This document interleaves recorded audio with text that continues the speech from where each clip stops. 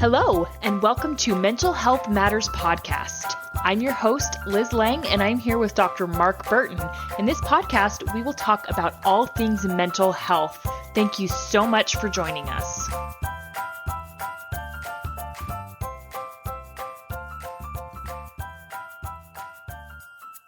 Hey guys, Liz Lang here with Dr. Mark Burton, and this week we are going to get into midlife crisis, which I think is going to be kind of a fun topic. And I thought it would be a good topic because it's pretty common. And one of the things that really struck me is that you don't really hear about a lot of women going through a midlife crisis. You mostly hear about men going through a midlife crisis.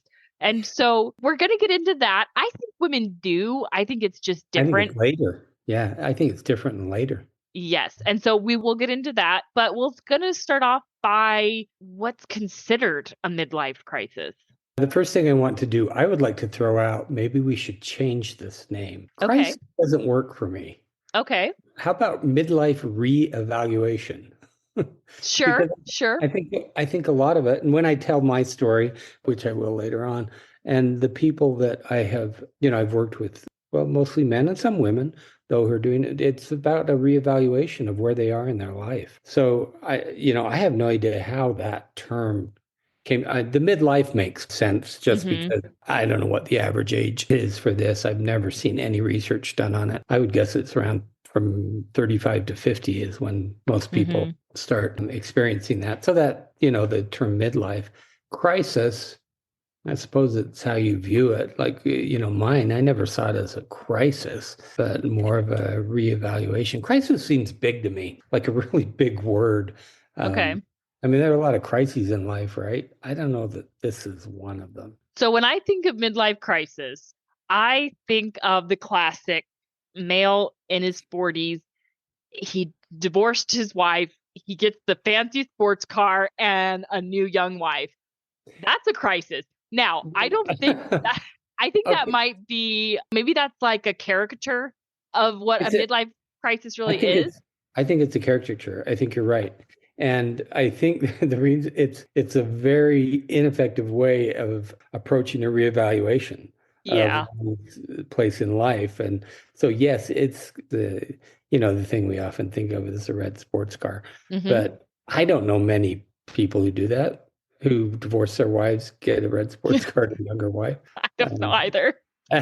But it's a popular image. So, if we think of it in terms of a reevaluation, I think that what happens is, I think it happens first for men. So that's where we'll talk about it. Just briefly, I think you and I talked about this at one point, that we both think that the reason it might be later for women is that they're focused on raising the children, and then once they become empty nesters, then I think it shifts and it becomes a reevaluation. So there's no formal diagnosis for this. It doesn't exist. Okay. Yeah, that was one of my questions is a midlife crisis a thing in the DSM-5, which is the Diagnostic and Statistical Manual? No. And I didn't think it was, but I thought I would ask anyway. So it's not a diagnosable thing. No, it's not. The closest thing I could think of is there's one called adjustment disorder.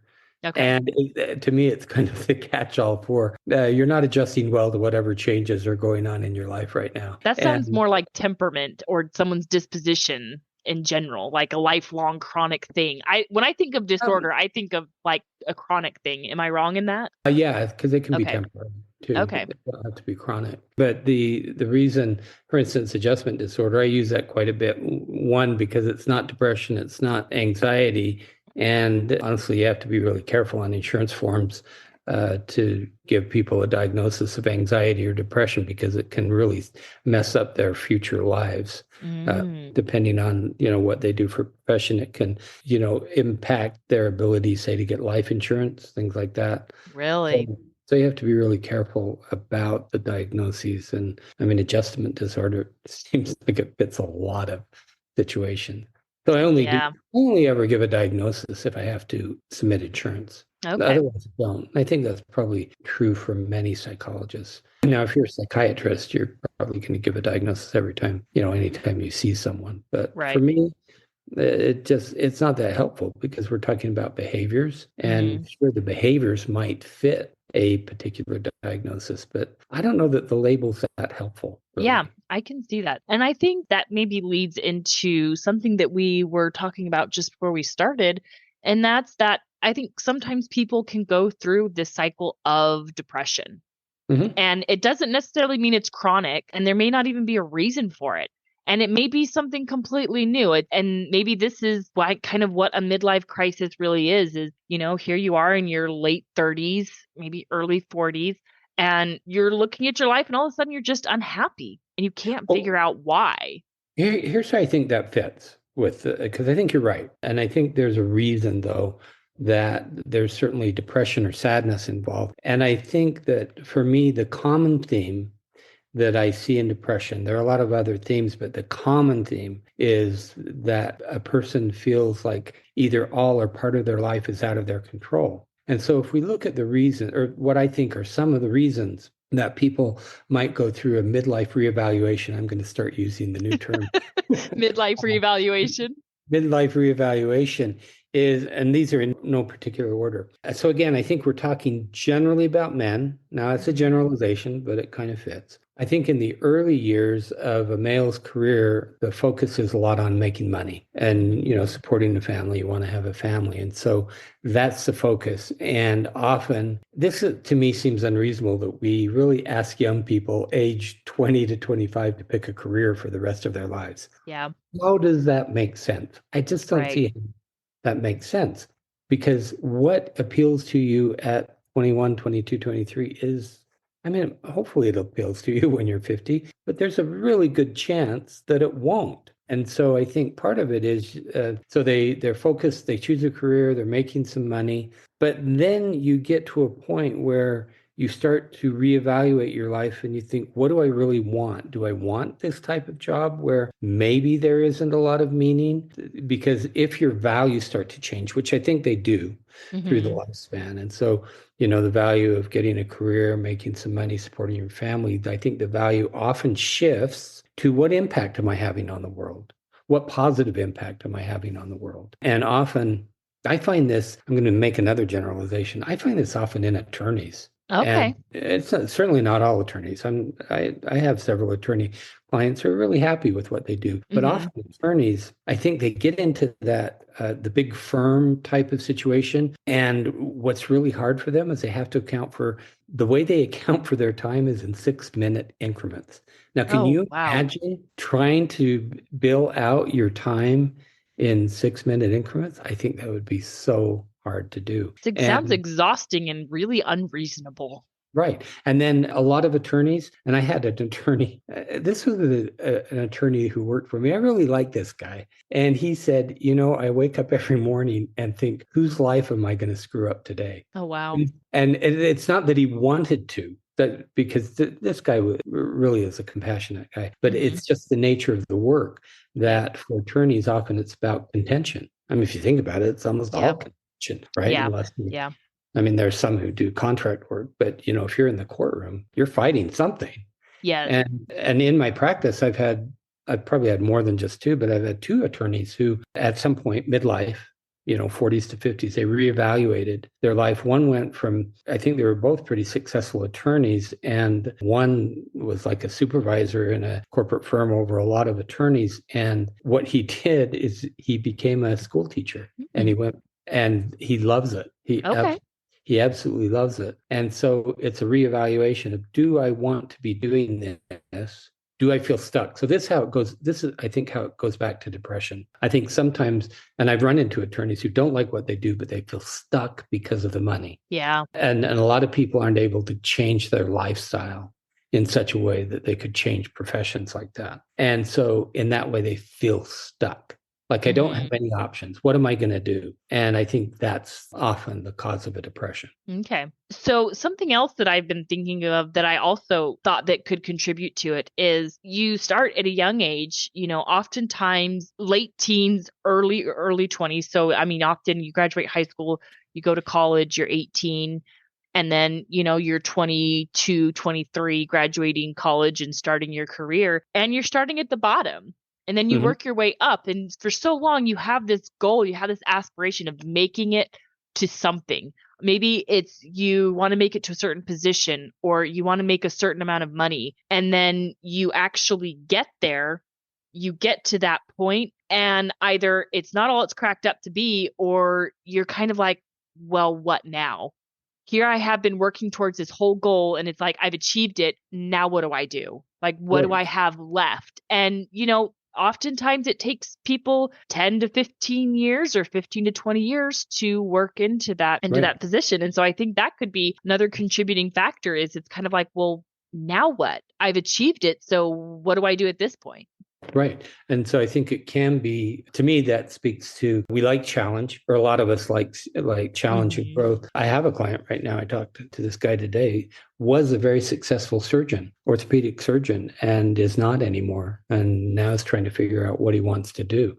And so a lot of it is about challenge. So I mastered this, and that was actually a second career. So I mastered that. Now what am I going to do? So it can be just about that we want something different. That's why I think reevaluation makes more sense to me. But then going back to values, as our values change, I think we want to have, different impact on the world. I hear this actually now that I'm talking about this, I'm thinking of all these men that I see Hmm. who are going through this, who are trying to figure out what to do. And some feeling stuck and others just saying, I'm going to make a change. They're all older now. They're 45 and older. But a lot of it is like this client I saw this earlier this week said, what am I going to be remembered for? Okay. And so in his current job as an engineer, nobody's going to remember that.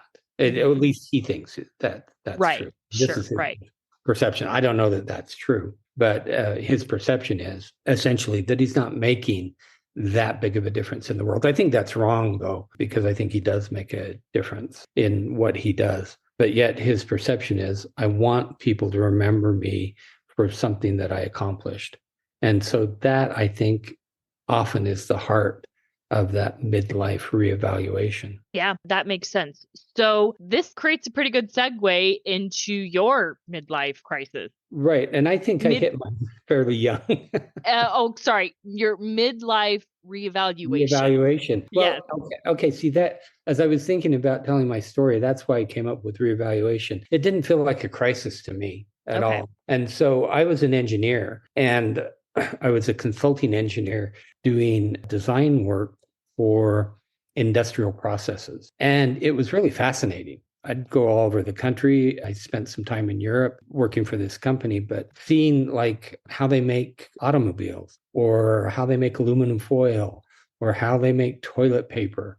I mean, things like that. I mean, industrial processes, at least to me, are pretty fascinating. Hmm. But the problem living in Salt Lake City is that there are very few anyway in industries here. So I had to travel. So I was gone half the month. Mm. And when I went to Europe, I was gone for a lot longer. I remember Adrian, who's now 41. She really believes I was gone for a year. I wasn't gone for that long. But, at her age, she believes I was gone for a very long time. So I didn't like that. I didn't Hmm. like being gone. And I wanted to do something else. And I think I was wondering in the end, what impact does this really have? I mean, suppose that I'm helping to make industrial processes more efficient, essentially, is what our job was. And so at some point, I probably said, so what? Hmm. Is it worth missing half of my children's childhood? Yeah. And the answer to me was no. Hmm. And so through a series of events that I won't go into, I hit on psychology. I mean, I took some assessments and with someone who was actually trying to reorient me in the engineering field. And this particular guy said, what are you doing being an engineer? Have you thought of this? And in that moment, I still remember this stuff. In that moment, it made sense to me. Hmm. It's like something clicked and I thought, wow, where has this been? Why haven't I thought of that? And it was really that afternoon. I mean, I talked to some other people, talked to some family members. I mean, certainly Lindy was in the meeting with me. We were doing this together. And so I talked to some other people, but it was that day or the next day where I made the plan Wow.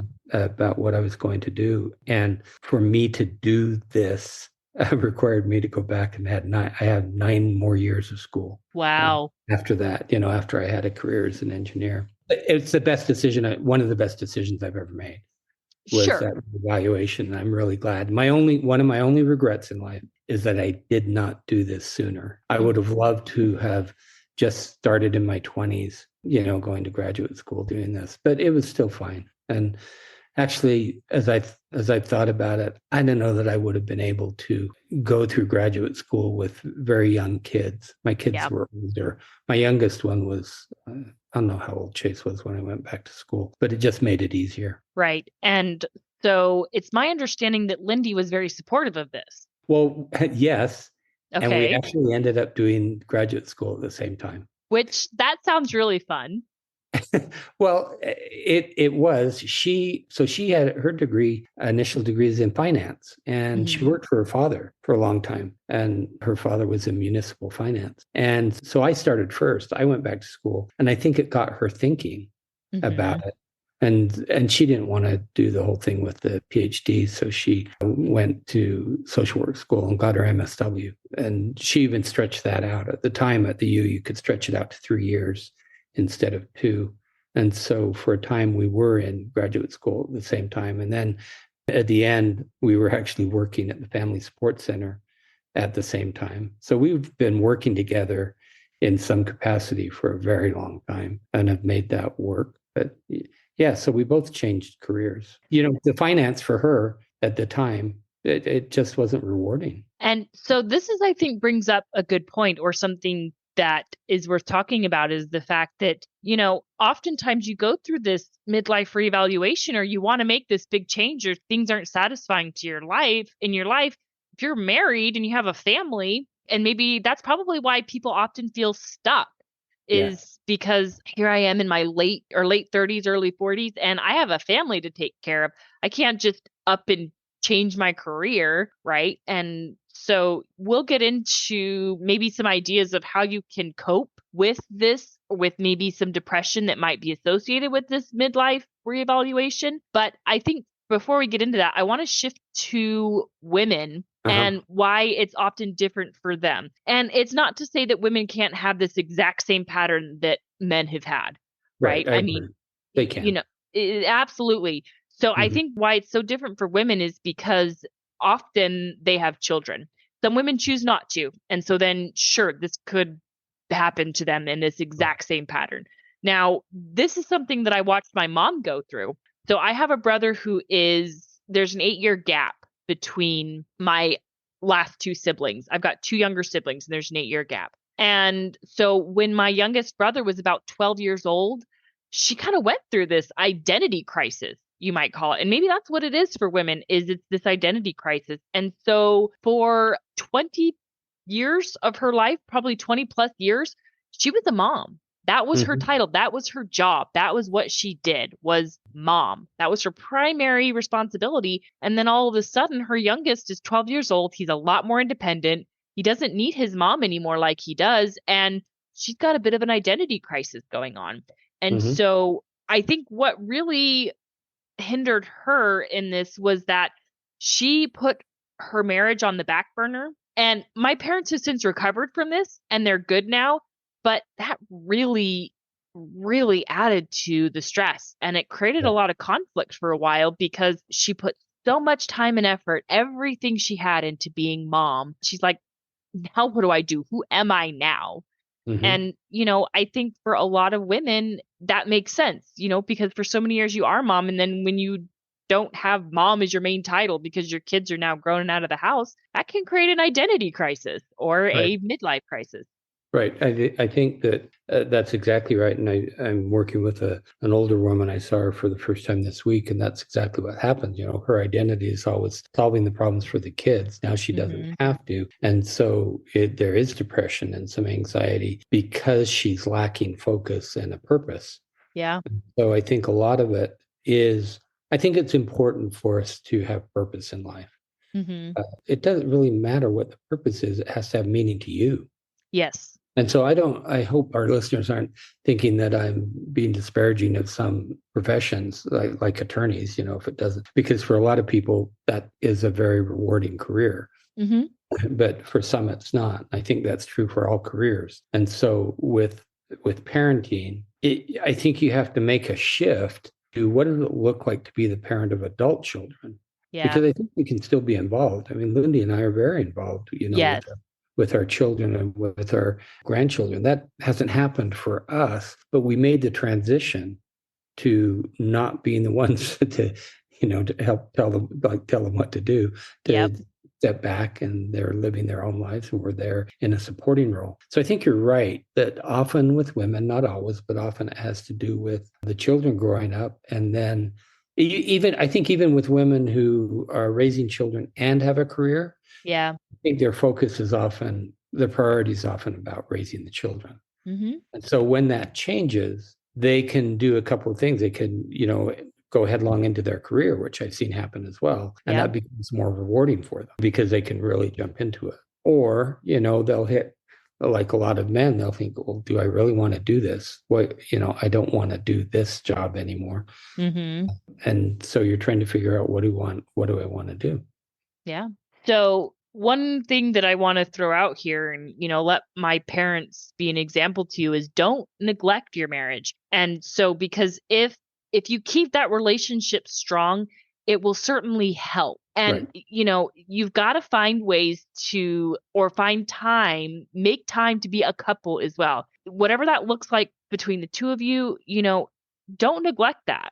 Well, I think the important thing is that if you're going to make a decision, it's got to be a joint decision. Mhm. And so, in my case, Lindy and I, we decided on this together. And the other thing that often comes up, so let's say you're an attorney and you're wanting to change careers, and so the money's going to change. Yeah. So you have to be willing to change your lifestyle. Mhm. And a lot of people aren't. Yeah.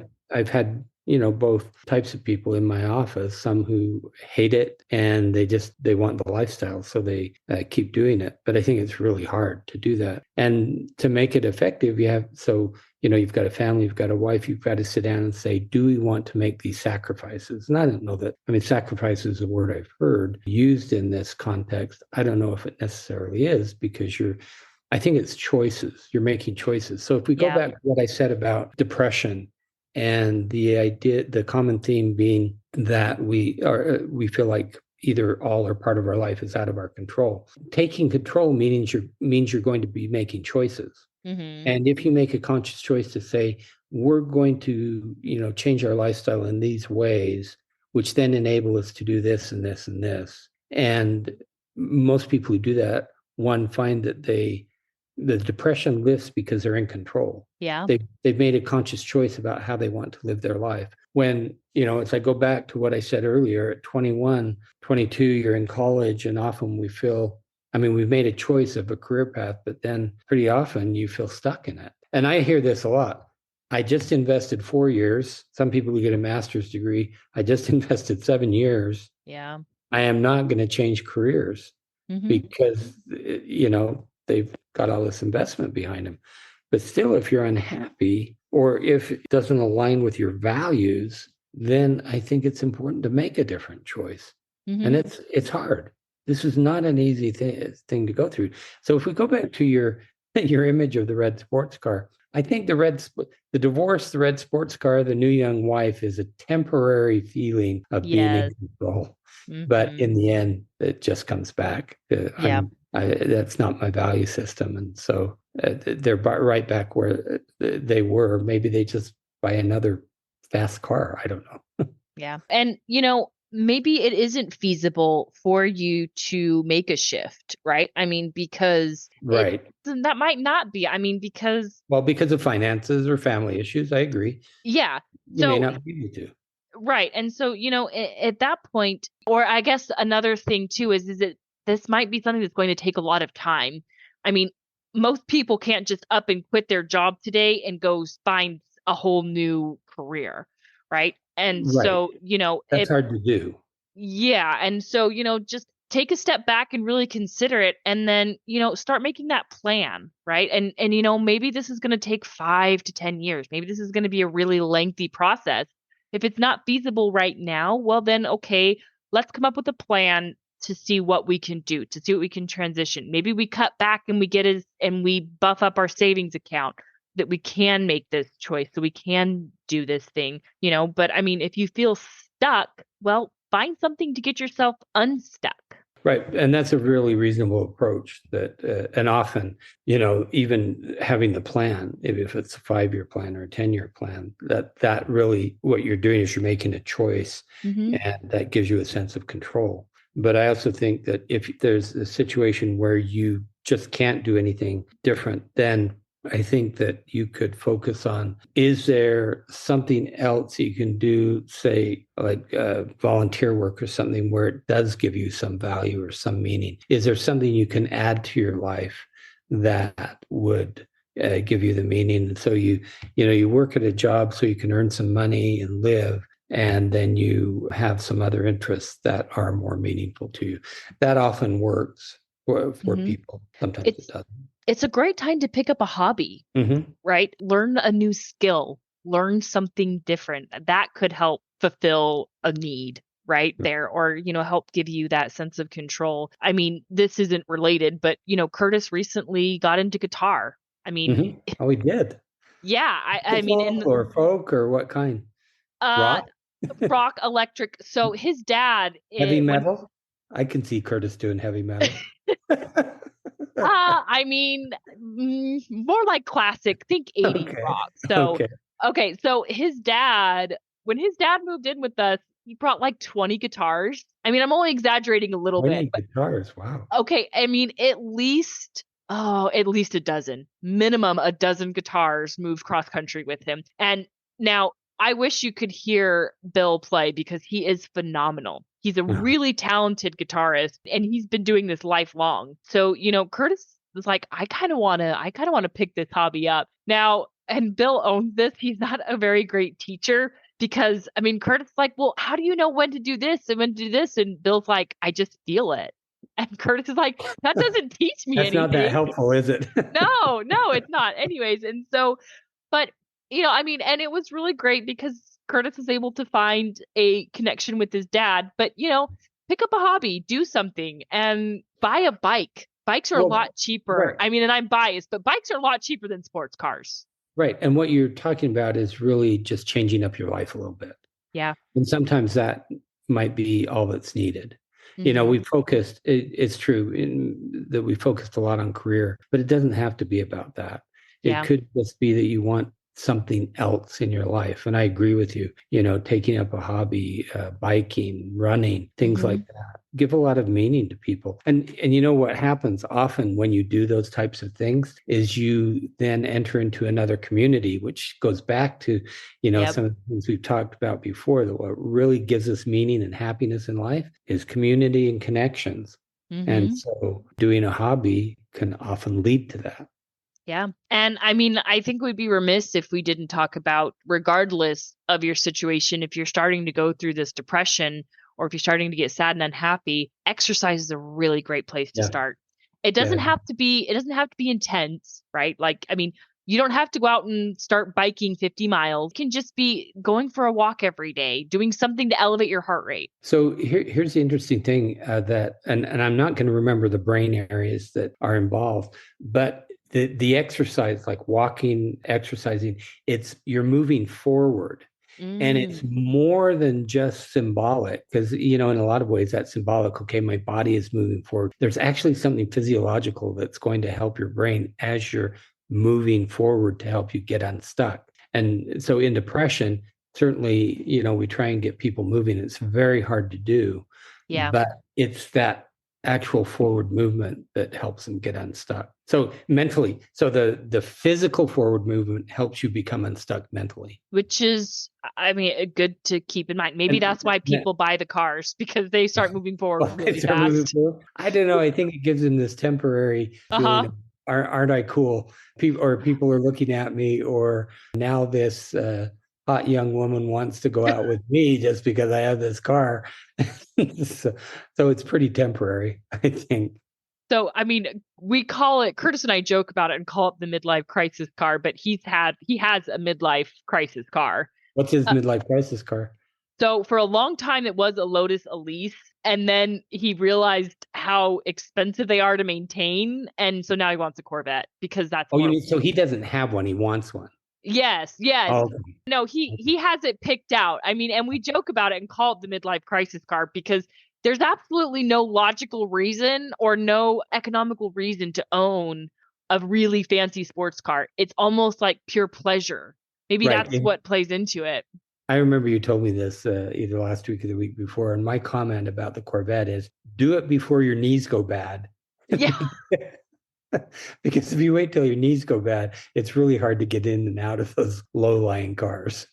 Yeah, that's true. But anyways, before we wrap up, I want to talk about one thing maybe as a caution, and that's risk taking or thrill seeking. I think that can kind of happen. And I just thought of this because Curtis also would really love to own a motorcycle. And Okay. yeah, and I mean, and he always has, right? Like, so That's a really good point, Liz. I think a lot of men, at their midlife reevaluation, maybe it's that it's just a variation on the sports car, I yeah, think. yeah. But I do agree with you that it's a bit riskier. Mm-hmm. And I think that at least I had one of my clients who was really into motorcycles once, and he really thought that it was a skill that one needed to learn and develop. And so I think if you get a 50-year-old guy going out on a really powerful motorcycle, to me, that could be a recipe for disaster. Yeah. And I'm not trying to knock motorcycles, Kate. My father-in-law has a motorcycle, and it certainly wasn't a midlife crisis for him, right? He's had motorcycles for years. But, I mean, I think it's just something to be cautious of and something aware of that, don't start doing a lot of risky and thrill-seeking things. That's not a great way to channel your midlife reevaluation. Find something more constructive. I think that you can, like taking risks, I certainly agree with you on that. I think if what you're wanting is an adrenaline rush, there are probably safe ways that you can do that. And I'd say, if that's the way you want to handle this midlife crisis reevaluation, then just think about it carefully. And go ride a roller coaster. Right. There's some roller coasters that are going to give you that adrenaline rush. And so, maybe it's that, or, do bungee jumping off a bridge or something, which would be a thrill. Parachuting.